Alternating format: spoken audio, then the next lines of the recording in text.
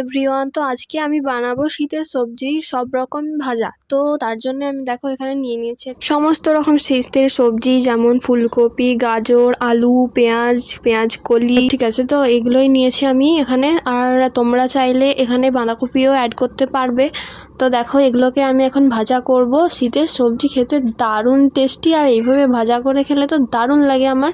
সে যাই হোক, রেসিপিটা চলো শুরু করা যাক। তো গরম তেলে আমি এখন সবজিগুলোকে দিয়ে দিয়েছি। এরপর আমি এর সাথে দিচ্ছি লবণ আর হলুদ গুঁড়ো আর লঙ্কা গুঁড়ো দিয়ে ভালো মতো ভেজে নেব।